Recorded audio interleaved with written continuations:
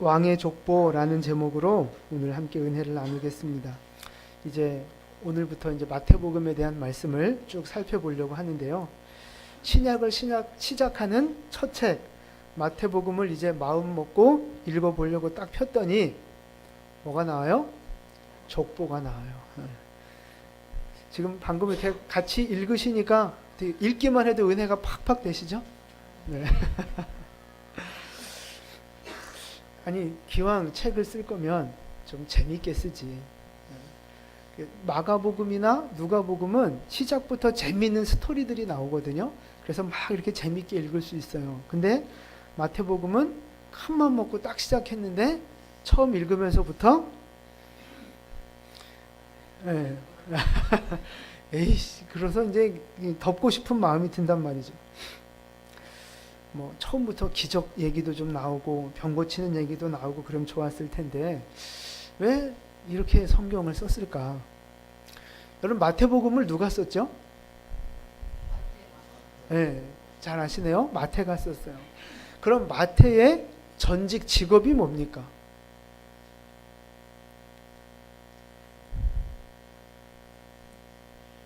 세리였어요. 세리. 네. 그러니까 이 마태는 굉장히 계산적이고 셈이 정확하고 아주 계획적이고 주도 면밀한 그런 사람이에요. 그러니까 그런 사람이 책을 썼으니 그렇게 쓰지 않았겠습니까? 그러니까 처음부터 재밌는 이야기를 쓰고 혹할 만한 이야기를 써도 될 텐데 굳이 이렇게 재미없는 아무 의미도 없는 것 같아 보이는 이런 족보를 처음부터 쓴 데는 그만한 이유가 있다는 거예요. 오늘 족보를 살펴보면서 도대체 이 족보 속에 무슨 하나님의 섭리가 있는지를 마태가 무엇을 말하고 싶은지를 좀 함께 살펴보도록 하겠습니다. 구약을 전체를 이렇게 딱 한 줄로 요약하면 무슨 메시지라고 할 수 있을까요? 구약 전체.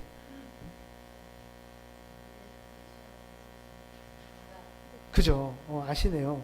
메시아가 오신다 하는 얘기예요. 메시아가 누구예요? 예수님이고 그걸 그리스도라고도 하고 왕이라는 뜻이 있어요. 구원자. 그래서 유대인들은 메시아가 오면 우리를 구원하고 하나님의 나라를 이루고 우리가 다시 번성하고 복받을 거다라고 하는 그런 기대감이 엄청 많이 있습니다. 그래서 구약을 보면 곳곳에 메시아를 예언하는 말씀들이 참 많이 나와 있어요.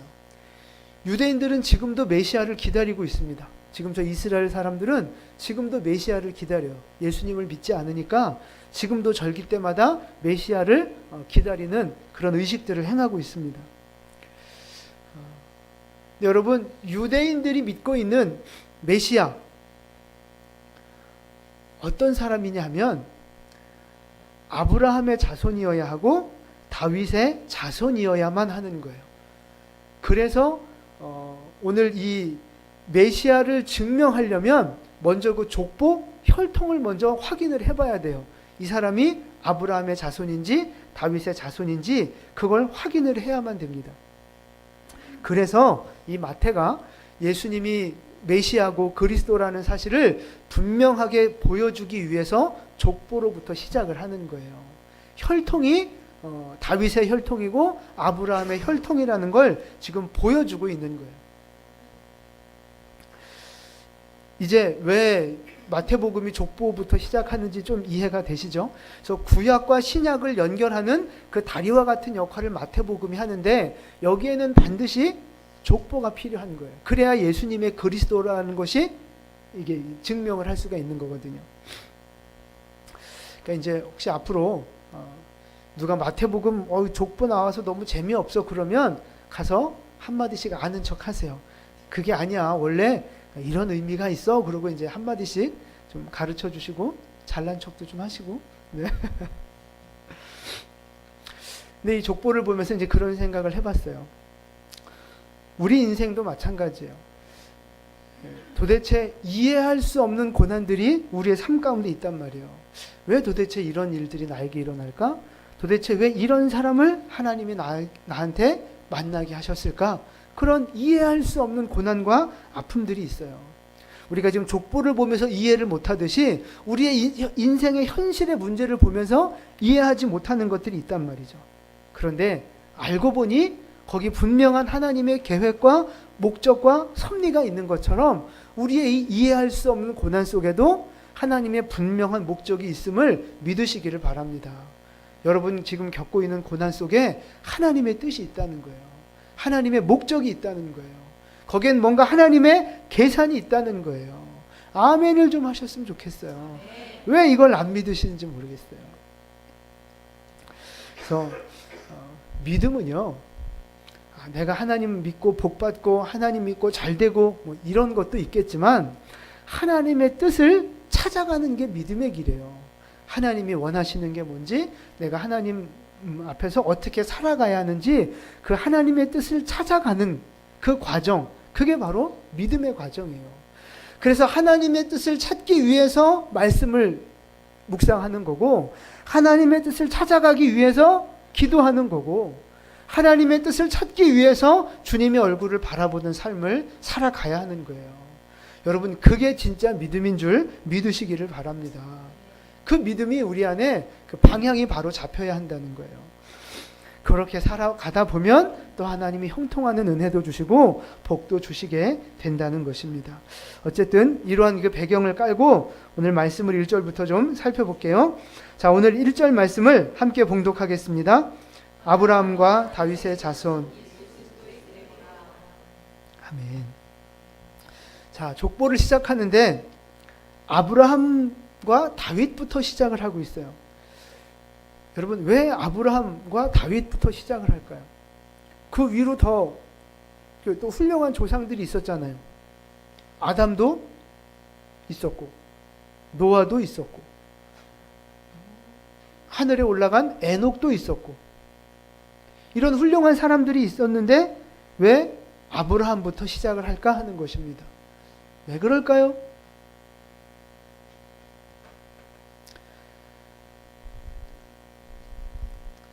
몰라도 저는 좀 봐주세요. 제가 뭐 이렇게 시킬까봐 이렇게.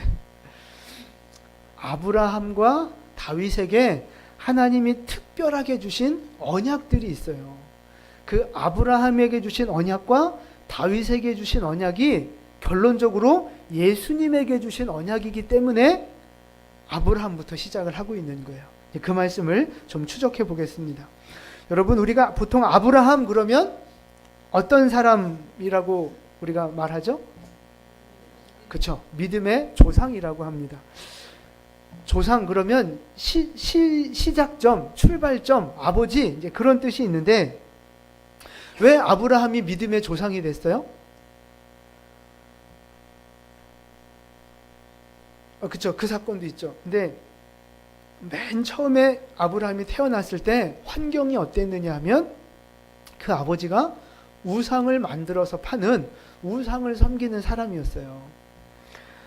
그랬는데 하나님의 은혜로 이렇게 부르심을 받고 믿음을 갖고 이제 믿음의 어떤 그 문을 여는 어떤 씨앗과 같은 역할을 이 아브라함이 했다는 거죠.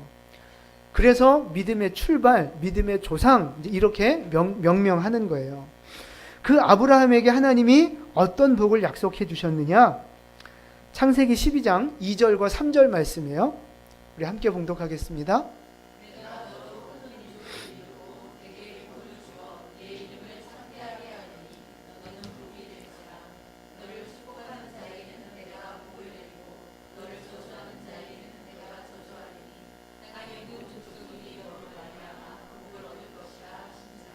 아멘. 자, 2절 말씀에 아브라함을 향해 무슨 복을 주셨어요?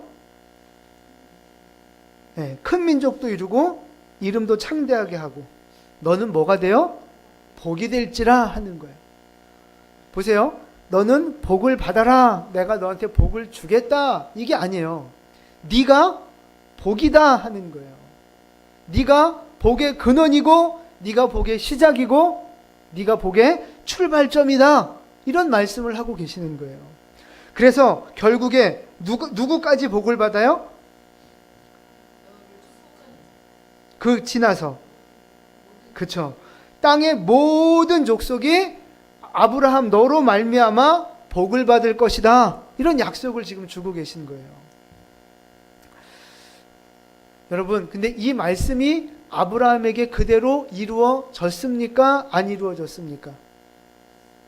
이루어졌어요? 아, 그래요?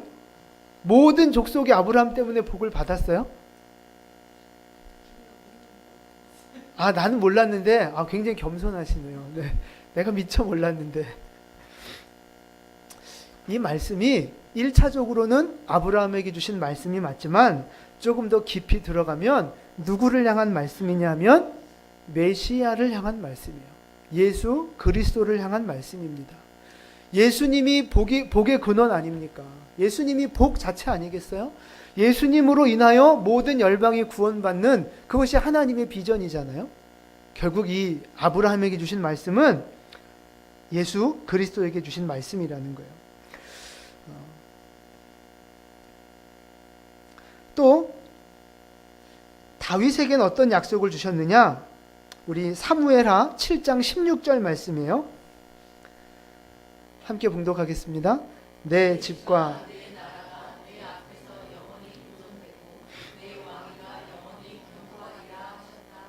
아멘. 자, 무슨 약속입니까? 다윗의 나라가 영원히 견고하리라 하는 약속을 주셨어요. 여러분, 다윗의 나라가 영원히 다윗의 왕위가 그 후손들이 지금까지도 왕의 자리에 앉아 있죠? 이 말씀이 이루어졌죠? 지금 저 이스라엘을 왕이 다스리는 나라죠? 아니죠. 지금 투표로 선거로 지금 뽑고 있단 말이에요, 총리를. 그럼 다윗의 왕들은, 그 후손들, 왕족들은 다 어디 갔어요?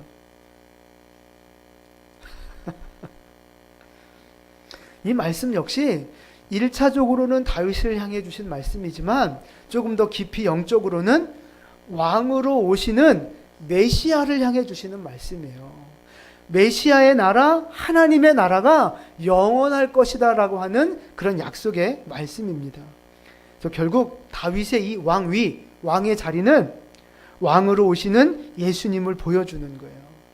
그래서 재밌는 게 오늘 말씀을 보시면 6절부터 다윗 왕을 낳으니라 그래서 그 뒤로 쭉 나오는 사람들의 직분이 다 뭐겠어요? 왕이죠.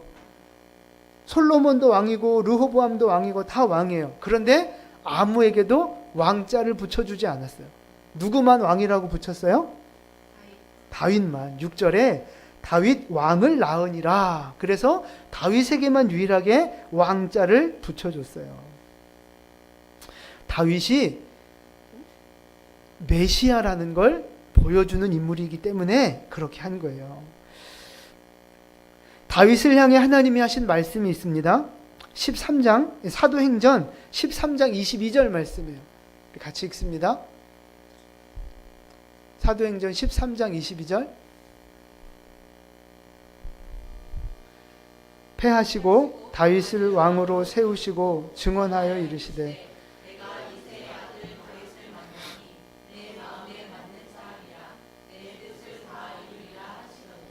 아멘. 내 마음에 맞는 사람, 그러니까 얼마나 기뻐하는 사람이냐, 뭐 이제 그런 뜻이죠.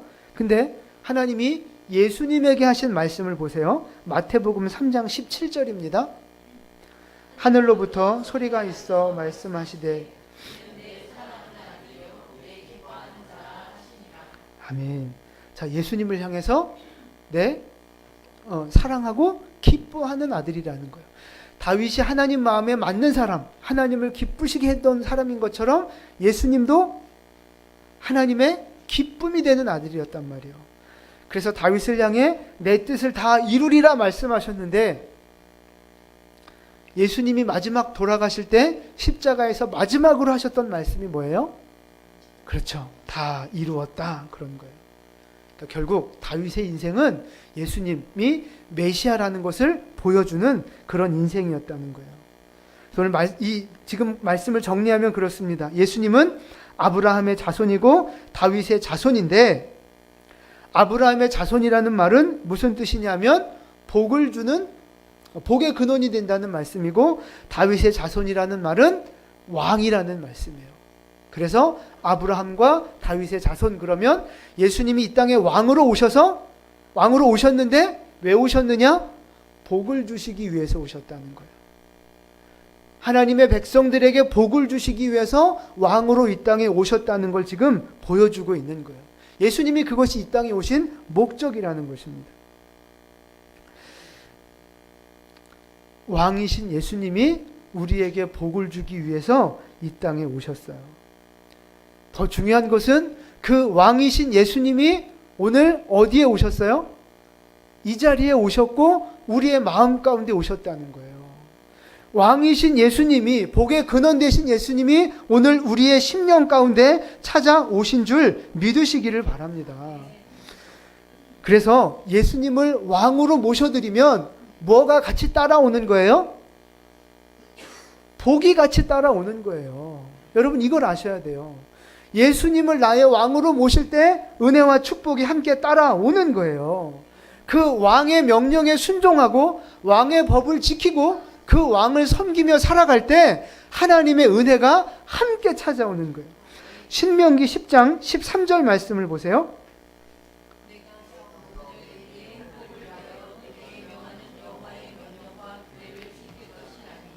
아멘. 제가 이 말씀이 너무 좋아서 제가 여기다 써놨어요. 하나님의 명령과 규례를 지키라는 거예요. 왕의 말씀을, 왕의 법을 지키라는 거예요. 그러면 어떻게 된다고요? 행복하게 된다는 거예요. 진짜 세상의 행복이 아니라 진짜 행복, 인생의 가치를 누리는 행복한 인생이 될 수 있다는 것입니다. 예수님이 그걸 우리에게 주시려고 오셨다는 거예요. 나에게 찾아오셨다는 거예요. 세상에는 악한 왕도 많고 악법도 많이 있습니다. 그래서 법을 지키면 오히려 손해를 보고 법 때문에 오히려 더 억울하게 되고 그런 일이 생길 수 있어요. 그런데 예수님은 100% 선하신 왕이라는 거예요. 이 하나님 나라의 법은 악법이 없다는 거예요. 그래서 예수님을 왕으로 섬기고 하나님 나라 법에 순종할 때 우리가 은혜와 축복을 누리며 살게 되는 줄 믿으시기를 바랍니다. 우리가 가끔 이 하나님의 법도 악법이라고 생각할 때가 있어요. 원수를 사랑하라니, 오른뺨을 치면 왼뺨을 돌려대라니, 세상에 이런 악법이 어디 있어요? 우리가 그렇게 생각하지 않습니까? 나만 그렇게 생각하나요? 우린 그걸 악법이라고 생각하는데 그게 아니란 말이에요. 그 법을 지킬 때 하나님의 은혜와 축복이 우리에게 찾아온다는 것입니다. 그 복을 주시기 위해서 예수님께서 왕으로 오늘 우리에게 찾아오셨다는 것입니다. 여러분, 나의 왕은 누구십니까? 예수님이 왕으로 이 땅에 오셨는데 여러분, 그 예수님을 나의 왕으로 지금 인정하며 섬기며 살고 계시느냐 하는 거예요. 예수님의 통치를 받고 예수님의 말씀에 굴복해서 그 말씀을 지키며 살아가고 계시느냐 하는 것입니다. 혹시 다른 것을 왕으로 섬기며 살고 있지는 않습니까? 내가 돈을 섬기고 세상의 성공을 섬기고 내 욕심과 쾌락을 섬기고 내 감정을 섬기면서 세상을 주인 삼아 그렇게 살고 있지는 않는가 하는 것입니다. 나의 왕이 누구인가를 확실하게 여러분 선택하셔야 합니다. 내 소속이 어디냐, 내 주인이 어디냐를 분명하게 선택하셔야 돼요. 내 왕이 누군지, 내 소속이 어딘지를 확인하는 방법이 있어요. 우리의 인생에 어떤 문제가 있고 어려움이 있는데 말씀이 이렇게 부딪히잖아요. 하나님의 말씀과 우리의 삶의 현실이 부딪힐 때 내가 어디에 굴복하느냐를 보면 내 왕이 누구냐를 알 수 있는 거예요. 문제와 상황 속에서 말씀 앞에 굴복하면 예수님이 나의 왕이고 주인 되는 인생이고요. 신앙적인 양심적인 갈등 속에서 결국 세상의 것을 선택하고 내 욕심을 선택하면 결국 내가 주인 되는 인생을 살아가고 있다는 증거입니다. 여러분, 어디에 굴복하고 계십니까? 내 감정, 내 욕심, 세상적인 기준에 굴복하며 살고 있지는 않습니까? 예수 그리스도를 나의 왕으로 온전히 고백하는 여러분 되시기를 축복합니다. 그래서 예수님을 왕으로 모실 때 주님이 우리에게 주시는 은혜와 평강과 축복까지도 함께 받아 누리는 우리 모두가 될 수 있기를 예수님의 이름으로 축원을 드립니다. 아멘. 우리 옆에 분에게 인사하세요. 예수님은 나의 왕이십니다. 그 말 들은 사람은 얘기하세요. 다시 얼굴 보시고 얘기하세요. 뻥치지 마세요. 다시 한번 고백하세요. 자기 가슴에 손을 얹고 이제 주님 앞에 고백하세요. 예수님은 나의 왕이십니다. 아멘. 아멘 하는 거 보니까 아직도 이게 내가 왕인 것 같은 마음이 많아요. 여러분, 예수님을 왕으로 섬기시고 그분 말씀에 순종하는 은혜가 있기를 축복합니다. 아멘.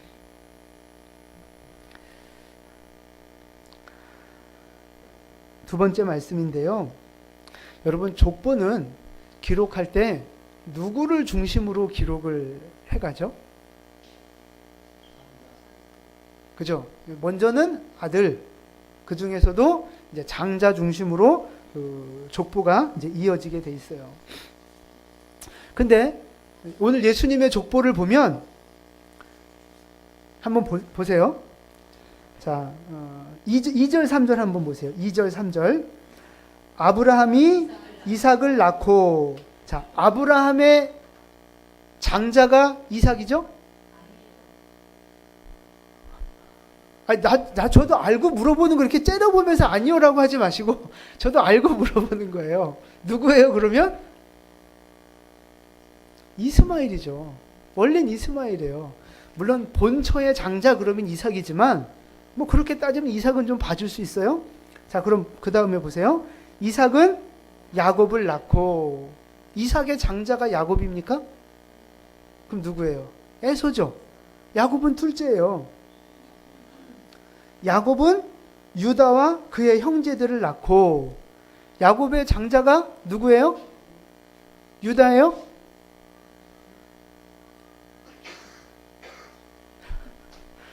유다는 아닌 건 아는데 장자 이름은 모르시죠? 맞히는 분에게 상금 10,000원. 유다가 그럼 몇째예요?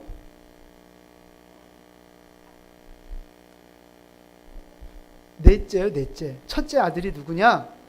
르우벤, 그 다음이 시므온, 그 다음에 레위, 그 다음이 유다예요.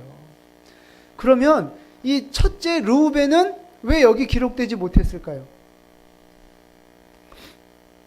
르우벤이 큰 잘못을 했어요. 그러니까 자기의 작은 엄마하고 간통을 했어요. 그래서 아버지의 침상을 더럽힌 죄로 장자에서 탈락을 했습니다. 그럼 그 다음에 이제 그 축복이 그럼 둘째 시므온한테 와야 되는데 시므온도 탈락을 했어요. 왜요? 시므온과 셋째 그 레위가 같이 큰 잘못을 했는데 세겜이라는 그 마을 주민들을 거짓말을 시켜서 다 죽여버렸어요. 그래서 하나님 앞에 또 책망을 받는데 그것 때문에 그 범죄한 것 때문에 또 탈락해서 장자의 축복을 잃어버렸습니다. 그래서 여기서 중요한 게 뭐냐면 죄는 축복을 깨트린다는 거예요. 하나님이 우리에게 복을 안 주시는 게 아니고요. 하나님은 우리에게 복을 주시는데 내가 범죄하고 내가 불순종해서 주신 축복을 자꾸 깨트리며 우리가 살아오더라 하는 것입니다. 하나님이 복을 안 주신 게 아니에요. 우리는 그렇게 생각하잖아요. 하나님 왜 나한테 복을 안 주십니까? 아니요. 우리에게 이미 복을 충분히 부어주고 계세요. 그런데 우리가 자꾸 불순종하고 하나님 말씀에 이렇게 범죄하니까 자꾸 축복이 깨지는 거예요. 항아리에 구멍이 뚫리듯이 자꾸 죄가 우리의 인생에 구멍을 뚫어서 축복이 깨어지고 손실되더라 하는 것입니다. 하나님이 복을 안 주신 게 아니라 내가 복을 깨트린 거예요. 여러분 그걸 아셔야 돼요. 하나님은 우리에게 장자의 축복을 주시는데 내가 범죄함으로 자꾸만 축복이 깨어지는 것입니다. 그래서 말씀대로 거룩하게 살아가는 거, 그게 중요한 거예요. 말씀대로 거룩하게 살아가는 거, 그게 진짜 큰 축복이 되는 줄 믿으시기를 바랍니다. 그래서 신앙생활하고 교회 나오는 게 뭐 아무것도 아닌 것 같고, 그냥 뭐 종교의식인 것 같고, 뭐 교회 나간다고 떡이 나오냐, 뭐 쌀이 나오냐, 뭐 그러는데 쌀 나와요. 떡도 나와요. 이제 이 하나님 잘 섬기면 하나님이 주시는 복을 누릴 수 있다는 거예요. 진짜 믿으시기를 바랍니다. 그럼 이제 그 다음에 이제 넷째가 유다인데, 왜 유다는 그러면 선택을 받았느냐? 유다는 예수님의 마음을 닮은 사람이에요. 창세기 44장에 가보시면 요셉이 애굽의 총리가 돼 있는 상황이 나오는데, 그때 그 가나안 땅에 심각한 기근이 들어요. 그래서 요셉의 형들이 뭐 하죠? 곡식을 사러 오잖아요, 애굽으로. 그래서 요셉이 총리인 줄 모르고 그 앞에 이제 이렇게 엎드리는데, 이런저런 이제 사건이 발생하면서 무슨 일이 생기느냐? 막내 동생 베냐민이 감옥에 갇히게 돼요. 얼마나 마음이 아파요? 마음이 아프잖아요. 그러니까 이렇게 탄성을 지르시는 거예요. 근데 그때 형들 중에 한 명이, 총리님, 저를 잡아주시고 우리 동생은 풀어주십시오 라고 자기가 자처해서 인질이 된 사람이 있어요. 그 사람이 누구예요? 그 사람이 바로 유다예요. 자기가 대신 인질이 되고 동생을 풀어준 이 유다의 모습이 우리의 죄를 대신 짊어져 죄인이 되시고 우리를 의인으로 삼아주신 예수님의 모습하고 똑같다는 거예요. 그러니까 유다는 예수님의 마음을 닮은 사람이라는 것입니다.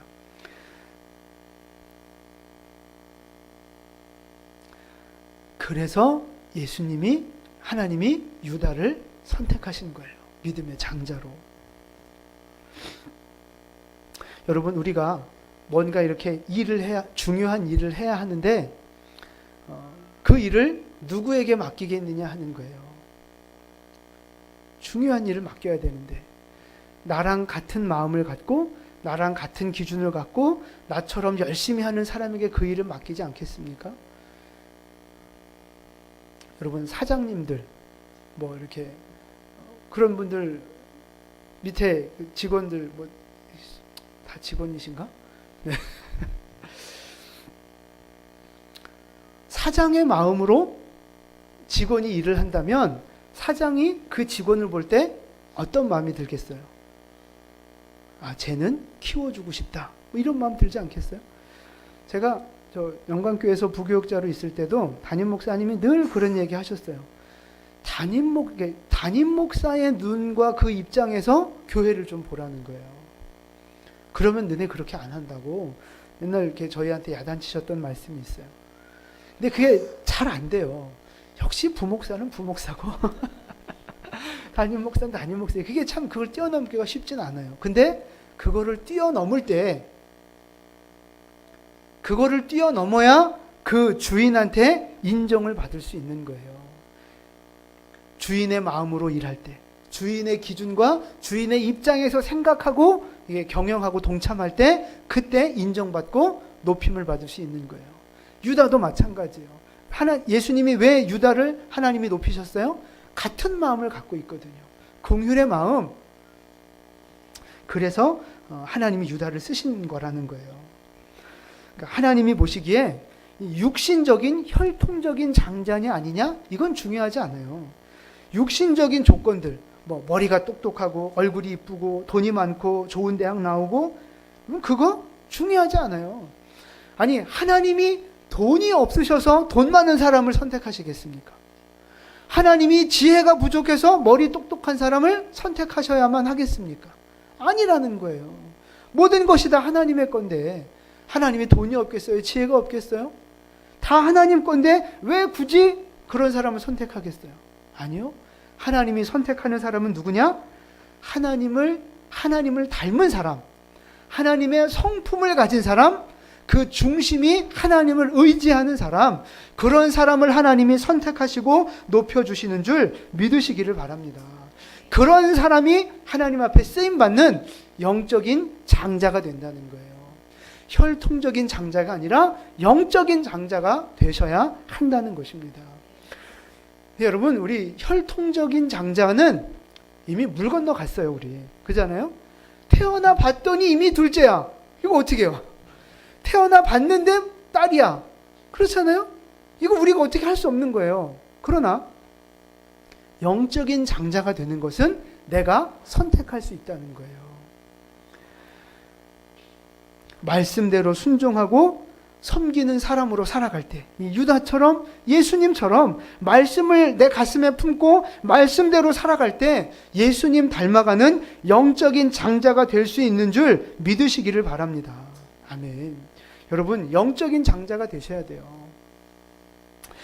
장자에 대한 욕심을 가지세요. 원래 장자가 되면 축복을 몇 배로 받아요? 2배로 받아요. 2배로. 유산을 2배를 더 많이 받아요. 근데 그 혈통적인 그런 유산과 욕심, 그런 거 말고 영적인 장자에 대한 욕심을 가지시라는 거예요.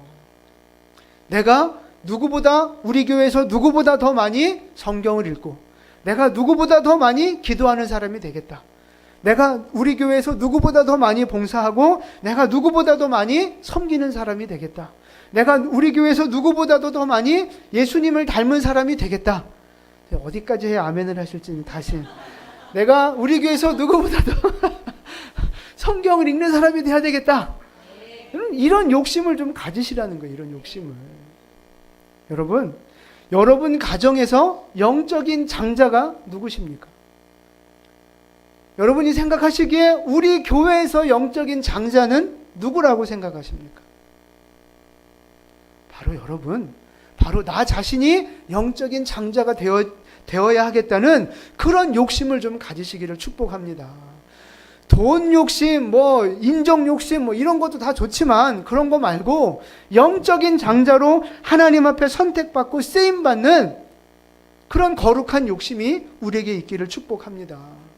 그래서 우리 지금 성경 통독도 하고 있고요. 기도회도 하고 있고요. 하고 있잖아요. 여러분, 거기에 욕심을 좀 내셨으면 좋겠어요. 자, 올해는 꼭 몇 독 하시겠습니까? 성경을?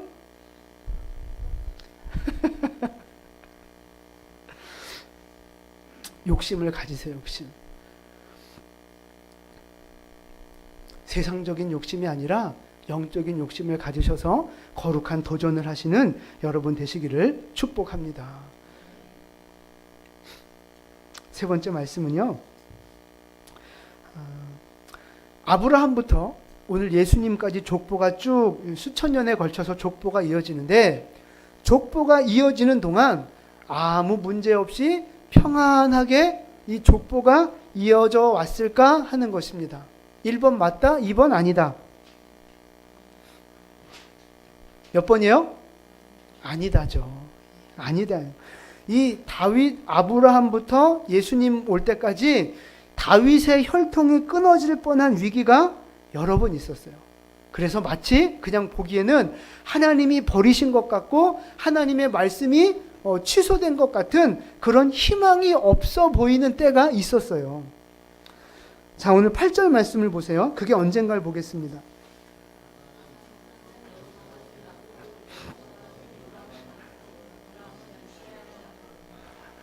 자, 요람이 누구를 낳았어요?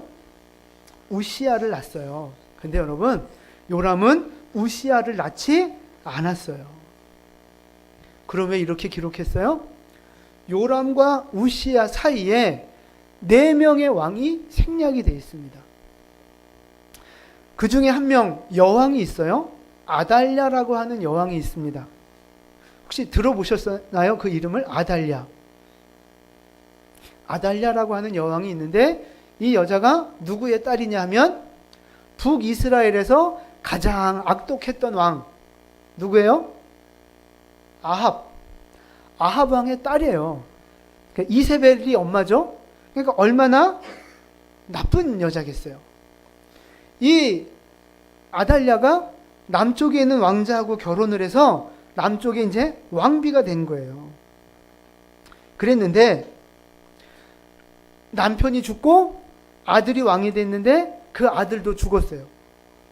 그러니까 이 아달랴가 무슨 일을 행하느냐? 나머지 살아있는 모든 다윗 왕의 혈통을 다 죽여버립니다. 그리고 자기가 여왕이 되는 거예요. 여러분 보세요. 다윗에게 너의 왕위가 영원하리라 메시아에 대한 말씀을 주셨는데 아달랴라는 여왕이 모든 다윗의 씨를 다 말려 죽여버렸어요. 그리고 자기가 지금 왕 노릇하고 있어요. 사람들이 지금 그 모습을 보고 있단 말이에요. 지금 우리의 왕은 아달랴예요. 그러면 하나님의 말씀은 어떻게 된 겁니까? 하나님의 말씀은 어떻게 된 거예요? 뭐가 잘못됐죠?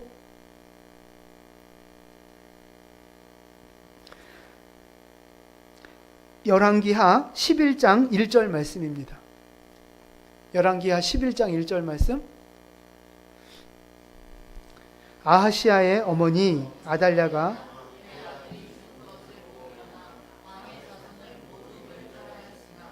아멘. 자, 왕의 자손을 모두 멸절하였으나 다 멸절했는데 뭔가 희망이 보이지 않습니까? 마지막에 그러나 이게 있어서